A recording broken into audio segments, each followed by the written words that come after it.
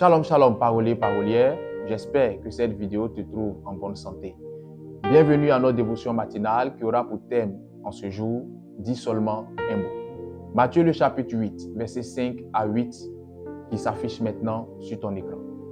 Lorsque tu lis attentivement ce passage, la Bible nous parle du serviteur d'un centenier qui est malade. Le centenier voit le Seigneur Jésus et il lui fait la demande expresse de dire un mot afin que son serviteur soit guéri. Mais le centenier dit à Jésus, il n'est même pas nécessaire que tu te déplaces jusqu'à ma maison. Il lui dit seulement de dire un mot et il croit que son serviteur pourra retrouver la guérison. Ce passage, premièrement, nous fait voir la foi de cet homme. Mais au-delà de sa foi, ce passage ressort une expression commune dans le milieu chrétien. Dis seulement un mot. Tu sais, il y a certaines situations que tu vis. Il y a certaines situations que tu vivras, face auxquelles ton intelligence, ta sagesse, tes relations humaines, tes moyens matériels ou financiers ne pourront rien. Ce centenier avait des moyens, parce que quand nous lisons attentivement le passage, il dit qu'il avait des serviteurs sous son autorité. Il n'a pas des serviteurs sous son autorité qui veut. Ce qui veut dire que cet homme avait les moyens. Mais les moyens qu'il avait ne lui ont pas permis d'apporter la guérison à son serviteur. Les serviteurs qu'il avait autour de lui ne lui ont pas permis d'apporter la guérison dans la vie de son serviteur.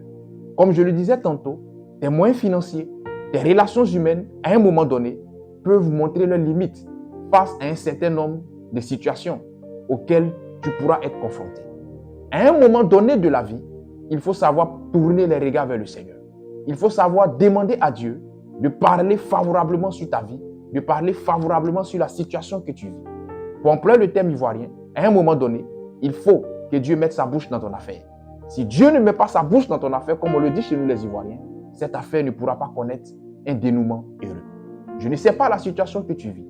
Je ne sais pas le problème que tu traverses actuellement. Je ne sais pas le dilemme auquel tu es confronté à l'instant où je parle. Mais je suis porteur d'un message de la part du Seigneur pour toi.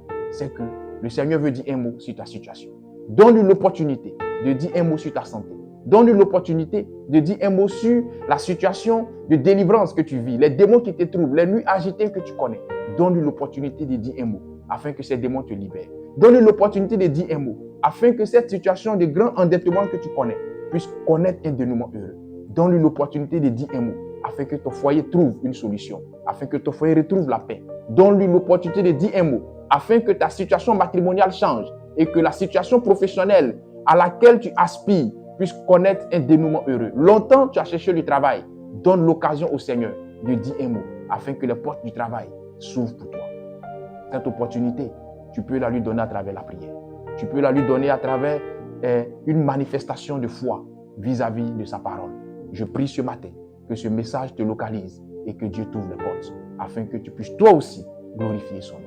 Car tu es aussi une fille ou un fils d'Abraham. Tu as droit à ce miracle de la part de Dieu.